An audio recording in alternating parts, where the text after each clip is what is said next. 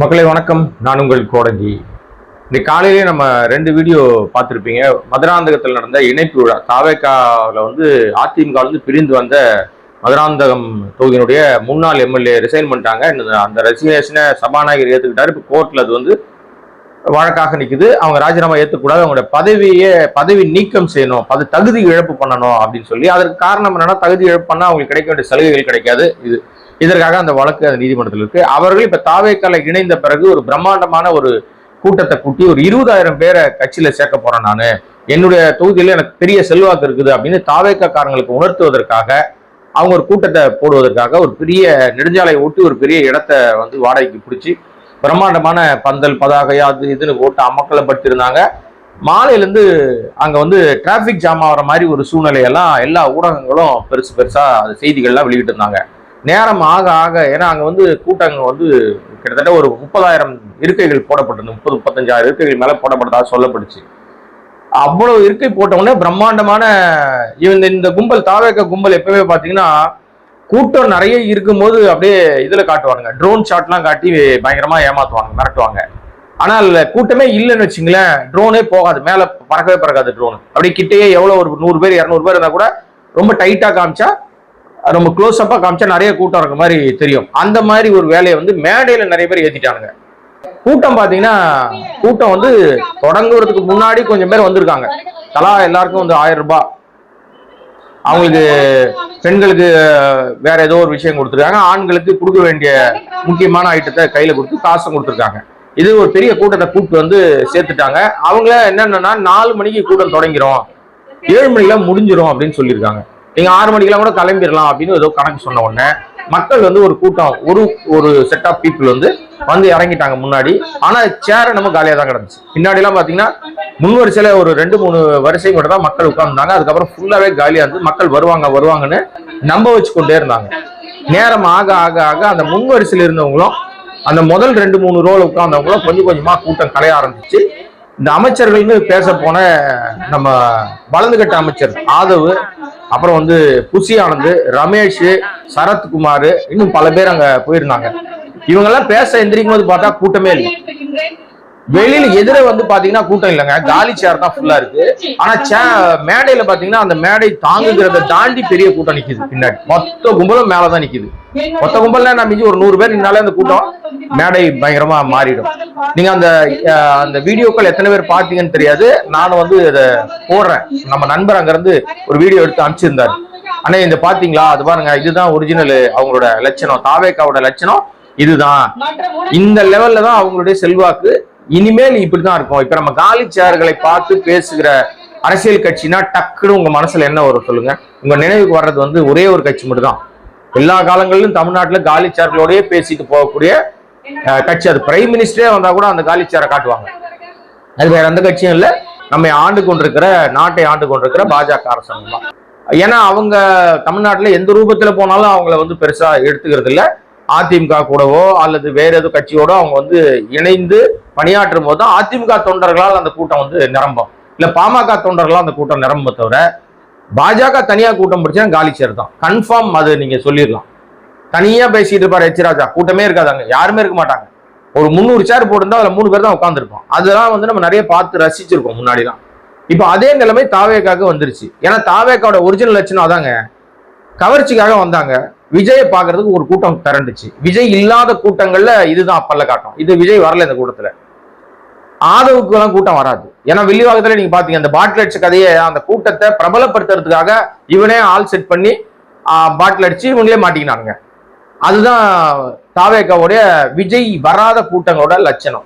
இந்த கூட்டத்துல மரகதம் குமார் எல்லாம் நினைச்சாங்கன்னா, நம்ம பெரிய ஆளு, நம்ம செல்வாக்க காமிச்சோம்னா மீண்டும் நம்ம இந்த தொகுதியில நம்ம ஜெயிச்சிடலாம், நம்ம மக்கள் முட்டாள் தான், உடனே மறந்துடுவாங்க, நம்ம ஓட்டை காசு கொடுத்து வாங்கிடலாம், நம்ம தான் குதிரை பேரத்துல வேற லெவல்ல இருக்கோம்ல, நம்ம மிகப்பெரிய உச்சத்துல இருக்குமே அப்படின்னு அவங்க குதிரை பேர பயத்துல இருக்காங்க. எப்படி ரைடு நம்ம வீட்டுக்கு வந்துடும்னா, எங்க அப்பா குதிரைக்குள்ள இல்லைன்னா அந்த மீட்டிங்ல பேசும்போதே, ஏன் ரைடுக்கு பாரு, ரைடு வந்தா என்ன ஒன்னும் பண்ண முடியும், நீ யார் தெரியுமா, நீ தான் காரணம், குதிரை பேரத்தை நீ தான் பண்ணு இபிஎஸ் மேல திருப்பினாங்க பிளேட்டை. ஆனா உண்மையிலேயே யாருக்கு ஒருத்தருக்கு பயம் இருக்கிறதோ அவங்க தான் அடிமனசுல இருந்து உள்ளுக்குள்ள என்ன இருக்கோ அது வெளியில வரும். அதனால அவங்களுக்கு பயம், எப்படியாவது ரைடு கீட்டு நம்ம வீட்டுக்கு வந்துருமோ, பட் தாவேக்கால இருக்கிற வரைக்கும் வராது அப்படின்னு அவங்க நம்பிக்கிட்டு இருக்காங்க. ஒன்றிய அரசாங்கம் என்ன செய்ய போகுதுன்னு உங்களுக்கு தெரியுமா? எனக்கு தெரியுமா? நாளைக்கு என்ன வேணா நடக்கலாம். இந்த மரகதம் குமரவேல் வந்து கைது கூட செய்யப்படலாம். ஆனால் அப்ப யார் காப்பாற்ற வருவானா? ஏற்கனவே இவரே கைது பயத்தில் இருக்காரு. விஜய்க்கே அந்த பயம் இருக்கிறது. முதலமைச்சரா இருக்கிற விஜய்க்கே ஒன்றிய அரசாங்கம் நம்மளை அரசு பண்ணிருமா கரூர் வழக்குல, நம்ம சரண்டர் ஆகி அமைதியா இருக்கணும், ரொம்ப ஏதாவது பேசணும்னா நம்மளை பிடிச்சிருவாங்க கன்ஃபார்மா, மறுபடியும் வேற வழக்க தூசி தட்டிட்டாங்கன்னு அவரே பயத்துல பதட்டத்துல இருக்காரு. ஒவ்வொரு நாளும் சட்டம் ஒழுங்கு சந்திச்சிருக்குது. இன்னைக்கு ஒரு நாள்ல மட்டும் 5 குற்ற வழக்குகள் பாலியல் ரீதியான வழக்குகள், அதுவும் சின்ன குழந்தைங்க கிட்ட. 3 வயசு குழந்தையில ஆரம்பிச்சு 10 வயசு 12 வயசு 5 வயசு ஆட்கள் பெண்கள் கிட்ட அத்துமீறல். நீங்க சேலத்துல திருவண்ணாமலையில ஒரு கர்ப்பிணி பெண் கிட்ட ஒரு தாவேக்காவை சேர்ந்த ஒரு பன்னாட பரதேசி நாய் அவனை பாலியல் ரீதியா தொல்லை கொடுத்துருக்கான். தர்மடி கொடுத்துருக்காங்க, அங்க குடிச்சு இப்ப போலீஸ்ல கொடுத்துருக்காங்க. இப்ப இன்னைக்கு உங்களுக்கு ஏற்கனவே தெரியும், கும்மிடிப்பூண்டியில ஒரு 3 வயசு குழந்தைய ஒரு வடமாநில புறம்போக்கு பொறுக்கி நாய் அந்த குழந்தைய வந்து செதைச்சு கொன்னுட்டான். அந்த குழந்தை இறந்து போச்சு. அந்த குழந்தையுடைய உடலை பெற்றோர்கிட்ட கொடுக்கும்போது ஸ்டான்லி ஹாஸ்பிட்டல் பக்கத்திலே இருக்கிற நீங்க சுடுகாட்டுல இங்க புதைச்சிருங்க, எரிச்சிருங்க, நீங்க உங்க ஊர் கும்மிடிப்பூண்டில எடுத்துட்டு போக கூடாதுன்னு தகராறு போலீஸ். ஏன்னா அங்க சட்டம் ஒழுங்கு கெட்டு போயிடும். உங்க லட்சணம் அப்படி இருந்தா என்ன பண்ண முடியும்? ஆட்சி நிர்வாகம் பண்ண தெரியல. ஆனா பேரண்ட்ஸும் அங்கிருந்த மாற்று கட்சியினரும் சமூக ஆர்வலரும் போலீஸ்கார்ட்ட கடுமையான வாக்குவாதம் பண்ணி அந்த குழந்தையோட உடலை கும்மிடிப்பூண்டி கொண்டு போயிட்டாங்க. அது ஒரு பக்கம் இன்றைக்கு நடந்தது. இதுக்கு இடையில முதலமைச்சருடைய தொகுதியா இருக்கிற பெரம்பூர்லயே பள்ளி மாணவிக்கு பாலியல் தொந்தரவு கொடுத்துருக்காங்க 3 பேர். அங்க ஒரே கம்ப்ளைண்ட் ஆயிருக்கு. அப்ப அந்த சிங்கப்பெண் அதிரடி படைன்ற அந்த டிபார்ட்மெண்ட் என்ன பண்ணுது? அது வேடிக்கை காட்டுற, சும்மா ஷோ காட்டுற ஷோகேஸ் பொம்மைங்களா அவங்க எல்லாம். அவங்களுக்கு என்ன ஒரு பெரிய ஏதோ தொகுதி நிதி ஒதுக்கி பெரிய லெவல் எல்லாம் பண்ணதா சொன்னாரு. பூரா வேஸ்ட். இது சும்மா ரீல்ஸ் ஆட்சி. இது இப்ப பாயிண்ட்டுக்கு வரேன் நான். இந்த கூட்டம் கூட்டினாங்கல்ல, அந்த கூட்டத்துல காலி சேர்கள் மட்டும் இருந்தது. ஆதவ் சவால்லாம் விட்டாரு, வீரவசனம் எல்லாம் பேசினாரு, உதயநிதிக்கு சவால் விட்டாரு, பல பேருக்கு சவால் விட்டாரு.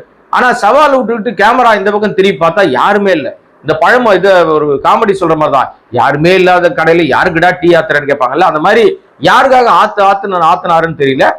சில ஊடகங்கள் மட்டும்தான் அந்த செய்தியை வந்து காலி சேர்களோட ஆதவ் பேசுற வீடியோவை, இந்த மரகதம் குமரவேல் பேசுற வீடியோவெல்லாம் சில ஊடகங்கள் மட்டும் தான் காமிச்சாங்க. பெரும்பாலான ஊடகங்கள் அதை காட்டல. ஏன்னா எல்லா ஊடகத்தையும் விலை கொடுத்து வாங்கிட்டாங்க. ஒருவேளை அந்த மாதிரி நெகட்டிவா பேசினா உடனே அந்த ஊடகத்தை முடக்கிறாங்க. அந்த ஊடகத்தை வந்து மக்கள் பார்வையிலிருந்து மறைக்கிறாங்க. எவ்வளவு காலத்துக்கு மறைக்க முடியும்? உங்க லெவல். கை புண்ணுக்கு கண்ணாடி வேணாங்க. கை புண்ணுக்கு எதுக்கு கண்ணாடி? பார்த்தாலே தெரியும். இப்ப இவங்களுடைய ஆட்சி நிர்வாகம் பார்த்தவனே தெரியுது. நிர்வாகம் பண்ண தெரியல, சட்டம் ஒழுங்கு சந்தி சிரிக்குது, ஊரே காரி துப்புது. மற்ற மாநிலங்களை நம்மளை பார்த்து காரி காரி துப்புறாங்க. ஏன்னா நல்லா போயிட்டு இருந்து இந்தியாவிலேயே முதன்மை மாநிலமா இருக்கக்கூடிய லெவலுக்கு நம்மளை கொண்டு போய் பொருளாதார வளர்ச்சியில பெரிய லெவல்ல இரட்டை இலக்குல கொண்டு போய் நம்ம நிப்பாட்டின முத்துவேல் கருணாநிதி ஸ்டாலின் திமுக அரசாங்கத்தை எதுக்காக மக்கள் வந்து புறக்கணிச்சாங்கன்னே தெரியல. இந்த கவர்ச்சியில நம்பி, இந்த கதாநாயகரை நம்பி, இந்த மௌனசாமியாரை நம்பி ஓட்ட போட்டுவிட்டு டெய்லி பிரச்சனை. இந்த கூட்டம் இல்லாத மதுராந்தகம் கூட்டத்தை அந்த கூட்டம் நடத்தின ஆள் இல்லாத கூட்டத்தை பார்த்துட்டு இப்ப தாவேகா தலைமை அதிர்ச்சி அடைஞ்சிருக்கு. விஜய்க்கு கடுமையான அதிர்ச்சி. ஏற்கனவே நடக்கிறது பூரா அதிர்ச்சி தான். இந்த அம்மா பண்ண பில்டப் அந்த மாதிரி, எங்க ஊர்ல என்னை மீறி எவனுமே செயல்பட முடியாது, நான் நின்னா எனக்கு ஓட்டு எப்படி ஊந்துரும். இவனால மரகதம் குமரவேல் ஜெயிச்சதெல்லாம் ரெட்டலையில தான். அந்த அம்மா நினைச்சுங்கிறாங்க ஏதோ மரகதம் குமரவேலுக்காகவே ஓட்டு போட்டாங்கன்னு. இந்த அம்மா ரோட்டில் நடந்து போச்சுன்னா ஒரு 2 நாய் கூட மதிக்காது. தெரு நாய். நான் மக்களை சொல்லலைங்க, லாரன்ஸ் மாதிரி எல்லாம் நான் சொல்ல மாட்டேன். உண்மையிலேயே அந்த ஸ்ட்ரீட் டாக்ஸ் இருக்கும்ல, அது கூட இந்த அம்மாவை மதிக்காது. ஏன்னா அந்த நாய்களுக்கு கூட இந்த அம்மாவால எந்த நன்மையும் நடந்திருக்காது. எனக்கு தெரிஞ்ச வகையில, நான் விசாரிச்ச வகையில, அங்க உள்ள ஓட்டு போட்டது பூரா அதிமுகவை சேர்ந்த ஓட்டு போட்டது இரட்டைக்காக ஓட்டு போட்டிருக்காங்க. ஜெயலலிதாவுக்காக, எம்ஜிஆருக்காக போடப்பட்ட ஓட்டு, எடப்பாடிக்காக போடப்பட்ட ஓட்டு தான். ரெட்டலை யாருக்கிட்ட இருக்கோ அந்த ஓட்டு விடுங்க. அந்த அடிப்படை தான் மரகதம் ஜெயிச்சிருக்காங்களே தவிர, மரகதத்துக்கு ஒரு பெரிய வந்து பின்புலம் இருக்கு. அந்த அம்மா பெரிய சமூக சேவகர், நாட்டையே அந்த மதுராந்தகத்தையே தலைகளை திருப்பி போட்டவங்க, தனியார் கூட ஜெயிப்பாங்க அப்படின்ற மாதிரி ஆணி புடுங்குற வேலையெல்லாம் கிடையாது. அந்த அடிப்படையில இவங்களுடைய அந்த கூட்டம் சேர்ப்பு இணைப்பு விழா என்பது பல்ல காட்டிருச்சு. இணைப்பு விழா பிசுத்து போயிடுச்சு. இதனால இந்த அம்மாவுக்கு மறுபடியும் சீட்டு கொடுக்கலாமா வேணாமான்ற நிலைமை நேற்றைய கூட்டத்திலே வந்துருச்சு. கொடுத்தாலும் தோக்க போறாங்க, அது வேற விஷயம். ஏன்னா மக்கள் அவ்வளவு கடுமையான எதிர்ப்புல இருக்காங்க. போதாக்குறைக்கு வன்னியர் அமைப்பா இருக்கிற வன்னியர் சங்கமா இருக்கிற அந்த ஜாதி கட்சியா இருக்கிற பாமக அவங்களும் நாங்க நிக்க போறோம்னு அதிமுக கிட்ட கேட்டிருக்காங்க. அதிமுகவும் எடப்பாடியும் நமக்கு இந்த பஞ்சாயத்தை வேணா நீ நின்று பாடுற மாதிரி லெவல்ல அவர் இறங்கி வந்துட்டாரு. அந்த அடிப்படையில அவங்க நின்னாங்கன்னா பாமக ஓட்டுகள் பெருமளவுல வாங்கியிருக்கிறார் மரகத குமாரவேல். அப்ப அது கிடைக்காது, ரெட்டலை கிடைக்காது. ரெட்டலை ஓட்டும் மாம்பழ ஓட்டும் சேர்ந்துதான் இந்த அம்மா ஜெயிச்சிருக்கிறாங்க. ஏன்னா அங்க விசில் தோத்துருச்சு. ஆக விசிலுக்கு ஏற்கனவே செல்வாக்கு இல்லை. அங்க ஆல்ரெடி விசிலுக்கு செல்வாக்கு இல்லாத ஒரு இடத்துல மறுபடியும் விசில நிப்பாட்டினா எப்படி ஜெயிக்கும்? இன்னொரு விஷயம், விசில் நல்லது பண்ணா கூட பரவாயில்ல. இந்த ஒரு மாசத்துல சட்டம் ஒழுங்கு காலி, விவசாயிகள் பிரச்சனை இருக்கு, பெண்களுக்கு பாதுகாப்பு இல்லை, பெண் குழந்தைகளுடைய பாலியல் பலாத்கார கொலைகள் கொடுமைகள் நடந்துகிட்டே இருக்கு. தொடர்ந்து நிதி நிலைமை மோசமா இருக்குன்னு தெரிஞ்சு பொய் வாக்குறுதியை கொடுத்துட்டு மாட்டி முடிச்சுட்டு இருக்கிற விஜய் மகளிருக்கு 2000 ரூபாய் தரேன்னு 1000 ரூபாய் இன்னைக்கு கூட 1000 ரூபாய் வந்திருக்கான். இன்றைக்கு மீண்டும் இரண்டாவது முறையாக இந்த மாதத்திற்கான நிதி உதவி அந்த பயனாளிகளுக்கு கிடைச்சிருக்கு. குறுஞ்செய்தி அனுப்பியிருக்காங்களாம், விஜயினுடைய மகளிர் உதவித்தொகை அப்படின்னு. இது விஜய் உதவித்தொகை இல்ல, உண்மையிலே மானங்கட்டத்தனமான பதிவு. அது குறுஞ்செய்தி அனுப்புன அரசாங்கத்துக்கு அசிங்கம்.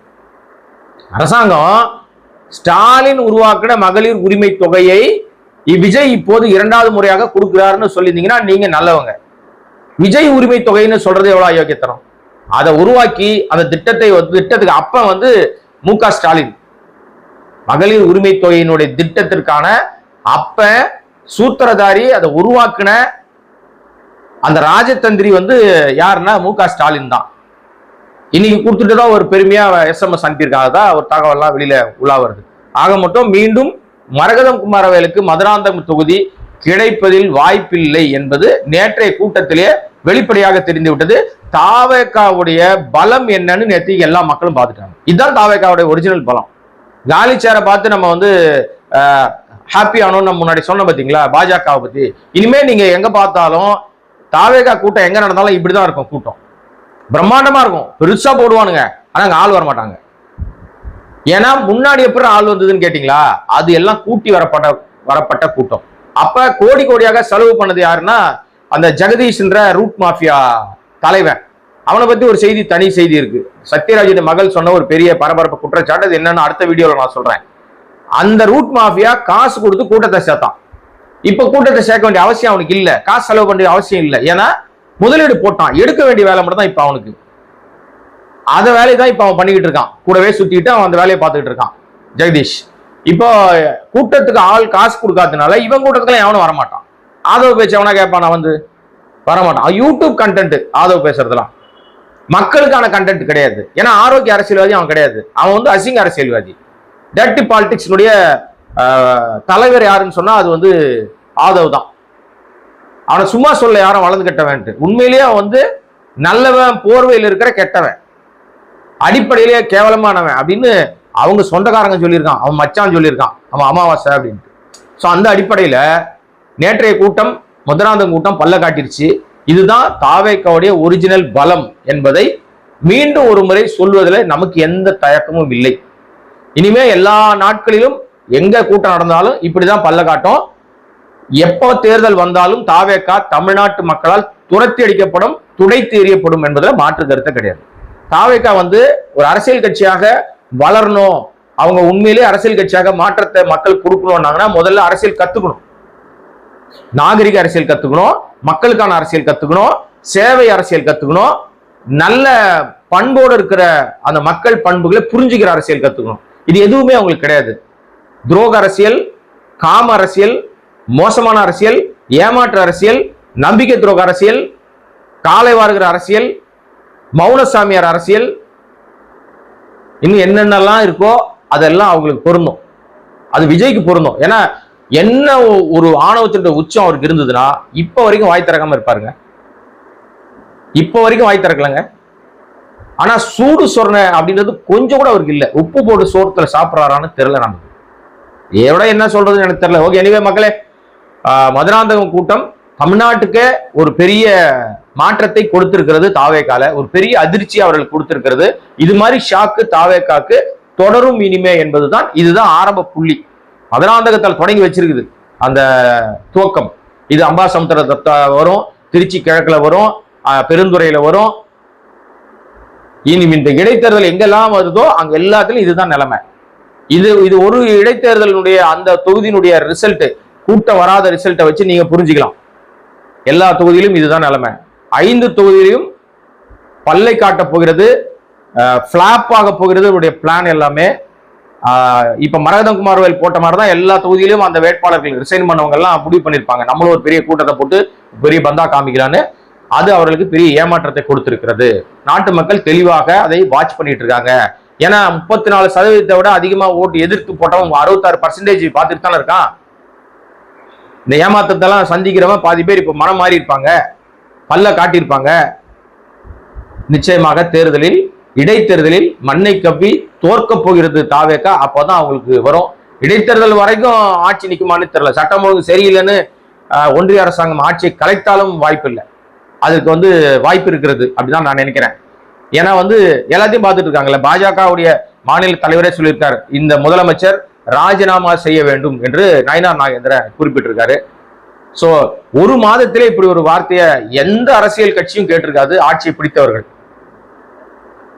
மீண்டும் உங்களை சந்திக்கிறேன். அதுவரை கோடை வாய்ஸ் சேனலை சப்ஸ்கிரைப் பண்ணாம பார்த்துருக்க அன்பு நண்பர்களே, உங்களுடைய அன்பினாலும் ஆதரவினாலும் உங்களுடைய சப்ஸ்கிரைப் பண்ணுகிற அந்த எண்ணிக்கையினாலுமே இந்த சேனல் அடுத்த கட்ட நகர்வை நோக்கி நகர்கிறது. மீண்டும் சந்திக்கிறேன். நன்றி, வணக்கம்.